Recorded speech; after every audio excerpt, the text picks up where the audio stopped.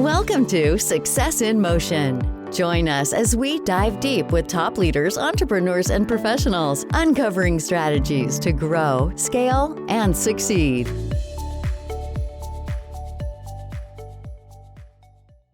Welcome back to the Success in Motion podcast. My name is Alex Burho and I'm your host. And today we're joined by Harpreet Grewal. He's the attending radiologist with the Radiology Associates of Florida.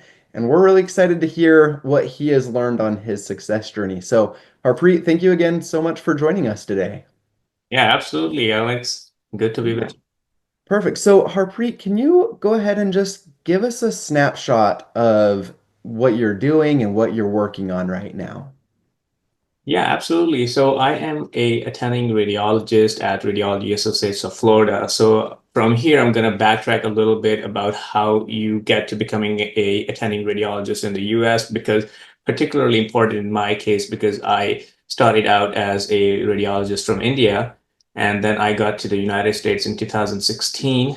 And then I had extensive training over the year of 5 years until 2021 when I started my attending radiologist job. So it's been around 4+ years on this job now. And so I have extensive training in cardiothoracic imaging, musculoskeletal imaging, abdominal imaging, and emergency radiology. So I did several fellowships to get my American Board of Radiology certification. So that's how I landed here. And now currently I am in Pensacola, working with Radiology Associates of Florida at the Ascension Sacred Heart Hospital, which is actually a level 1 trauma center around this area. And that is, so my services are needed here. From my day-to-day work, I basically do a lot of musculoskeletal body imaging stuff that is needed in this underserved community. So I think I bring a lot of expertise on the table, which is definitely helping the community. Absolutely.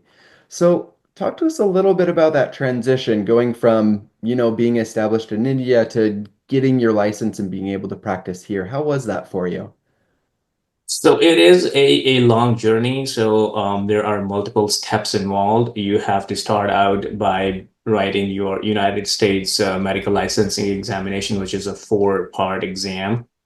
And after that, you have to go through the training protocol that is set up by the American Board of Radiology. And once you have completed your training with the ABR, the American Board of Radiology, you're allowed to take their test, which is the American Board of Radiology certifying exam.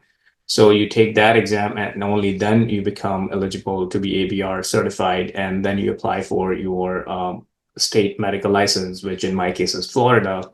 And it does take a good about 5 years period of training and the exam. So all in all, it'll be around 10 exams, which are high stakes. And that's how you led into, like, you become a radiologist, especially if you're coming from outside the US. Because I was a radiologist back in India too, but it was more like general radiology. I had not done specialization, and it's only in the United States that I super specialized into a couple different things, and where I can, bring in more expertise to the table. Yeah, that's awesome. So tell us a little bit about that transition. What have you found to be kind of a blessing, or what have you learned from that transition that other people might not learn as much about? Yeah, absolutely.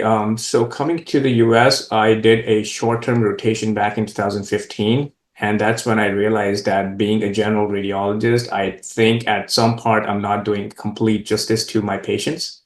I am just kind of beating around the bush when it comes to some things that I don't know about, because, it is such a vast anatomy, and such a big branch. So you have to kind of pick your niche and go after it. So that extensive super specialization training was at that time available mostly in the United States. And I knew that, given that if you come to the US, you're going to get best of the training. So that was a given. So I did choose some programs, and then the University of South Florida was one good example. So that was the big transition that basically was the motivation behind me coming to the US to complete my subspecialization. And then I stayed back. That's awesome. And obviously, you're doing really well for yourself if you're the attending radiologist. So what things would you say have come easy for you that other people might find a little bit challenging as you've been able to, again, become the attending radiologist? So, particularly in the field of radiology, my background from having that I had completed a radiology residency training in my home country, that is India, was definitely a big plus. I knew what kind of challenges it comes with. I had the basic subset of knowledge that is needed to excel in a fellowship program. And that was definitely very helpful. I had already cleared my United States medical licensing exams before I started fellowship, so I did not have any lingering exams, at least the licensing exams behind me, so that I could completely focus myself on learning more during the fellowship and performing at an optimal level rather than worry about some exams in the background. So that was very helpful in my case, that I was done with my tests and I was focused completely on learning what I was doing. And and yeah, and I think my background as a radiologist from the home country was definitely a big plus. So a lot of people who are trying to get into radiology, even within the US right now, it is super competitive. It is a very good branch, very lifestyle oriented. It pays well, aligns with many different career opportunities. You can branch out into different things. You can have a very flexible work day. So all those things are definitely very lucrative to the incoming medical graduates now, and it is certainly a very sought after specialty currently in the US. Yeah. And like you said, there is definitely a lot of competition in that radiology space. And let's say there's someone who wants to either get better at it or, like you were talking about, actually enter into the field of radiology. What suggestions would you have for them, or what tips would you give them? My biggest tip is that if you have decided or if you are trying to decide to come into radiology, I would highly recommend that during your medical school, you do 4 to 8 weeks rotations with radiology. So it is not what you envision it to be, in the sense that, people get into becoming a doctor to treat that patient or to talk to people. So radiology, at least diagnostic radiology part of radiology, is very different. So you need to be cut out for that, in the sense that you should spend some time with the diagnostic radiologist to learn how their workday looks, and then decide for yourself how you could fit into that mold, because it's flexible, but it is different. We are behind the screens, but we are putting pieces of the puzzle together for the referring physician. So if you think that you could do that, then it is a great fit for you. But once you have decided, okay, I am going to be a diagnostic radiologist, now the next step is for you to build your profile towards that, to show your dedication and motivation towards becoming one. So getting involved with volunteer research projects, learning more about radiology, trying to do your electives in radiology. The fourth year medical students do get a lot of time off to do their rotations with of their choice. So if you're wanting to go into radiology, doing those rotations with radiology, publishing interesting case reports, and getting involved with the technical part of radiology too. Like if you have some software coding, AI skills, those are going to come in handy given the current scenario, how things are, so rapidly changing, such a dynamic landscape right now with radiology. So it will be definitely favorable for you if you do that. Yeah. And let's talk a little bit about those changes. What changes have you seen coming up with, again, the coding and the AI and everything? How is that changing the radiology itself? Yeah, that is a great question. So right now we are in the early stages, very nascent stages of how AI is being deployed. We are Radiology Associates of Florida is a radiology partners practice, DRP practice, which is a bigger umbrella that overlooks the entire practice. And we have actually included a lot of state-of-the-art AI tools in our practice, which have certainly jump-started our efficiency, productivity for the radiologist. And the goal is not to increase your productivity per se, it is to make your workday easier so that you are not burned out at the end. So right now we have tools like RicoMD, which is a homegrown RP tool, which will give you, once you dictate something in your report, it will give you recommendations that will pop up on your screen. Like, okay, so if you say there's an aneurysm, this is how you follow it up. So you just copy and paste that So that's one. And we have some interpretative AI tools like ADOC, which is also in collaboration with RP. So that tool is going to run images in the background, and it will pop up a sign on your screen that says, hey, there may be a rib fracture, or there may be a pulmonary thromboembolism, which are like acute stat findings that need to go to the ER, right? So those tools are helping patients, triaging the patients better, and also helping the radiologist to become faster and more efficient at reading them, and also making the reports much more valuable for the clinician if you have the right kind of recommendations on there. So the AI tools are definitely helping us increase productivity, reduce radiologist burnout, and at the same time, definitely increase value to that radiological report. Yeah. And those are all things that definitely are needed. Yes, exactly. Yes. With the current shortage, we need AI to supplement the workflow and help us to do things for more people, you know. Absolutely. So, talk to us a little bit about what have been some of the challenges that you've had to overcome in your career? So the challenges are mostly to be able to secure your fellowship positions, to be able to perform at an optimal level, and to juggle your personal and professional life at the same time, because as physicians, I think we tend to kind of grow older while you're still learning and training. And especially if you have done some sort of specialty training outside the US and then you come and read the whole thing, you know, your life doesn't stop. You're still, you know, adding years to to your life. So that was definitely a challenge because my wife and young kid, uh, I had to while I would do the morning shift, then I would come back home, and then I would run back again to the library to get some reading done for my boards, and then there's another board exam that happens after that. So and then you have to perform optimally at the fellowship. You have to learn so that you're able to practice independently. So that is definitely challenging to strike that balance, to maintain personal time, family time, and you know, be able to perform optimally. I think that initial phase was a little challenging in that sense. But then I think after that, you do get a hang of it and things keep on getting easier after that. Yeah.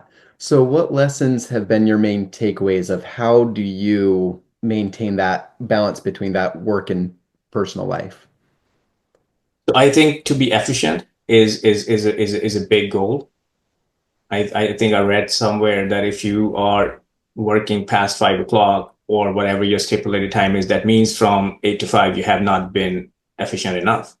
So that was something that I learned, and that kind of stayed with me, which makes sense. Like if you were thought to be done with your work from 8 a.m. to 5 p.m., there is no point that you should be staying later than 5 p.m.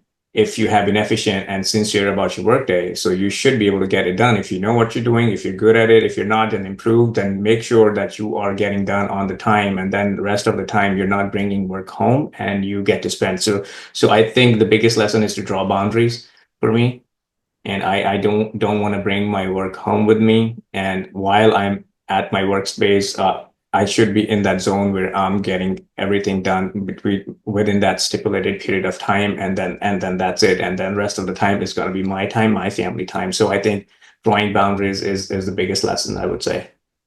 That's awesome. And it's so true. You draw those boundaries and you're like, hey, here's what I've done, here's where I'm at. Right, Yeah. exactly. Yeah. Okay.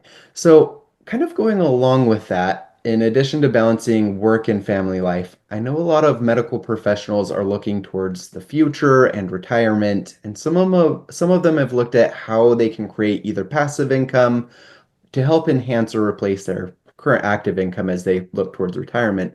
What have been your thoughts about this? So real estate is definitely a big thing where doctors, you know, they do want to invest in, but you know, given the current scenario, I have been more I do more like standardized investment with the stock market, like they do the S&P 500 and then kind of forget about it. That's my Mhm. main area right now. I'm not too much into real estate or REITs or anything for that matter as of now. And also that's because of post-COVID, the kind of craziness that you've seen in the real estate market has been kind of a deterrent to initial investors to get in. So that's been my thought, but I am definitely looking to diversify from that stock only portfolio to going into more towards real estate, which could be like a passive income generator for me. Yeah, so I do keep thinking about that, and I do have my eyes peeled out for any great deals that may come through. Yeah, absolutely. Well, thank you so much. And so, as we're kind of wrapping up our interview, I want to hear what exciting plans or initiatives do you have coming up in your life in the next 6 to 12 months? Right now, it's my wife is a internal medicine resident, and she will be finishing up her year one. So my current goal is to be as supportive and helpful as I can for her during this initial phase of her training that she started. And then on my professional front, I am trying to work with our AI team, and maybe we're looking at the data that we already have from our AI that we did. Like, we have several AI tools, so we're trying to figure out which ones work best and how we can improve those. So there's a lot of data because it being a large practice, so we're churning that data. So I'm going to be working on those projects as well. That's good. And that'll be good to help optimize things even more, get things rolling even better. I love it. Yes, absolutely. That's a goal. Okay. So, Harpreet, thank you so much for sharing your time and your insights with us today. If someone listening would like to connect more with you, what would be the best way for them to reach you? Yeah, reaching out via email works best. I'm very responsive on my email, and it is Harpreet, HARPREET .Grewal, GREWAL at radpartners.com. Perfect. Well, again, thank you so much for your time today. And for all those listening, go connect with Harpreet on his email, and we will catch you all on the next episode. Thank you. Thanks for tuning into Success in Motion. Want to share your story? Visit successinmotionpodcast.com/guest to apply and be featured on the show.